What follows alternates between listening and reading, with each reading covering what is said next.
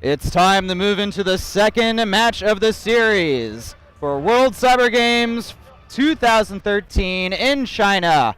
Spawning in the bottom right-hand position as the Red Protoss playing for Korea. It's PartinG, and he's down 0-1 against his opponents. Yep, and a lot of people say that this map is really good for Protoss because, as you can see, Protoss can easily take 4 base almost immediately if they secure their 3rd base. But in reality, on this map, the Terran has a large place in the main base where they can do massive drops. If you take a look at the mini-map, you can see like the photon overcharge cannot cover the entire base like it can on Belshir Vestige. Indeed. There are places where the Terran can unload and then stim in and kill Nexus. So the Protoss has to play a lot more defensive than they would on other maps. Yeah, much harder map to really cover everything you need to, essentially.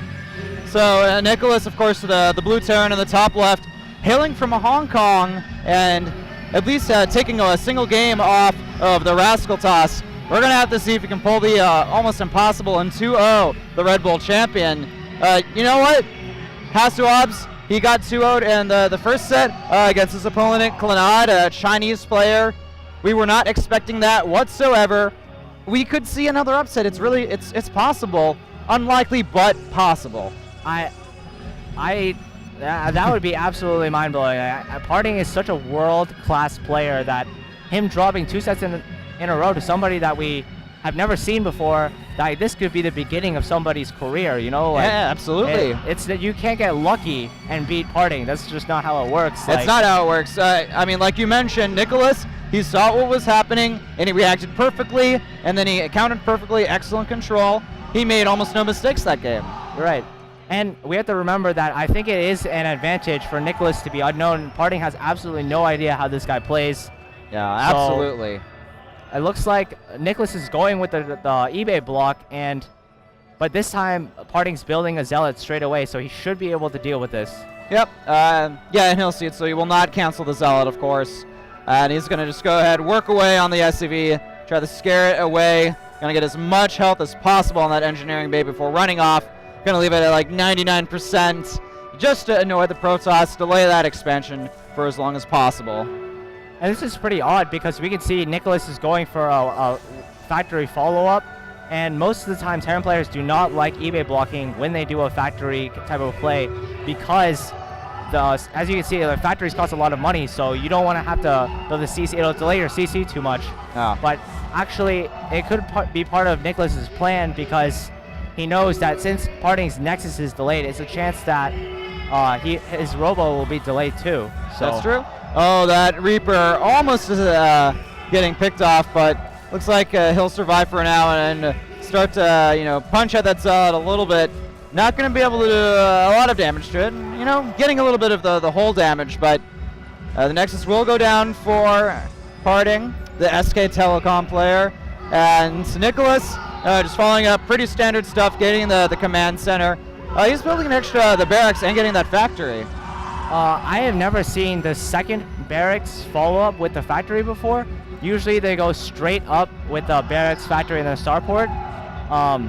But actually there's a new style that's coming up, pretty popular, where you can get Widow Mines and also not get a starport at all because you're assuming at this point that the Protoss is good enough that they won't take too much damage from the Widow Mine drop. So you can just go straight bio with the factory in case of blink all-ins. Because think about how good the Akalon Waste is for blink all-ins, the surface area that you can get like around the base. Yeah, and you know what? We kind of saw something somewhat like that with the starport, of course, but we saw a Marine and Widow Mine kind of based army, at least when he was doing the timing attack. So the Widow Mines will keep him safe. He's going to have a lot of bio, and I am kind of excited to see how this is going to transition into the mid game as we approach that time in the match. All right, and it looks like he's following up with a stim, so he's going to have a little bit less SCVs. As you can see, he has 24 SCVs to PartinG's 31. He's cut a few SCVs here or there to get the needed production, but the follow-up timing is going to hit fast and it's going to hit hard. So it looks like he's pushing out right now. PartinG needs to be careful. Doesn't want to lose the Stalker. All right, he's still got some shields. It's all good. Just going to be as annoying as possible, but He's going to know of the push that's coming from Nicholas's end. Okay, and it looks like an observer is going across the map to see what the infrastructure is for Nicholas, and I think he'll be pretty surprised to see what's going on, but I'm sure PartinG's got to be pretty happy if he can discover that SCV size, as long as he can defend against this efficiently. Can he pick off the Widow Mine? And yes, he indeed gets the Widow Mine. That's actually really big, pretty much eliminating the potential for Nicholas to be too aggressive, but he manages to pick off a single Stalker, almost is going to get a second one, kills off the Zealot as well, and is he going to get the Observer as well? Very well, picks it off. What an amazing play. What excellent micro coming out from the Hong Kong player. I don't think I see PartinG lose Stalkers like that, or Zealots, or Observers like that. That's very interesting, and the most important thing is that didn't force a photon overcharge. So the follow-up timing is going to have the potential to have double photon overcharge in the main and in the natural. So PartinG is still in a good position. Yeah. But that was a really successful attack, I feel, because he traded Marines that he wasn't going to use anyways, right? Yeah. So, and I mean, he traded one Widow Mine, which in this scenario, not too important as well. So overall, I am actually very impressed with Nicholas's play so far throughout this series. But PartinG, he looks to be, pretty prepared for this drop. As Observer, he's got that ready for the Widow Mine. And also PartinG, he's getting Psionic Storm charge, getting a Warp Prism behind this as well. But here comes the drop from Nicholas, and just out of the vision of PartinG. Yep, and this is what I was talking about. You have so much room in the main base. This is a mistake. Well, that could have gone a little bit better. PartinG also has a cannon there for defense, and this seems to be the first real blunder, actually, of Nicholas throughout the series. And it looks like PartinG is going for the War Prism Storm Drop type of play that we saw him use at Red Bull Battlegrounds. This has the potential to do a lot of damage, but it also has the potential to completely screw up. So we will see. It looks like this drop is doing a lot more damage than it should. Yeah, actually, he's been able to pick off, a few workers here and there. And he's got 4, not bad. Generally, you'd like to see a little bit more from the Terran end, but the thing that I want to point out is the SCV count difference is still pretty much in PartinG's favor overall, and it could increase a lot more when the Warp Prism heads towards Nicholas's base with these charge lots. Okay, the most important thing right now is that Nicholas's reinforcements just moved out into the middle of the map. And we have to see, does he rally his units across the map, or does he keep it at his natural? Because if he does not keep his rally at his natural, he will lose the game right here.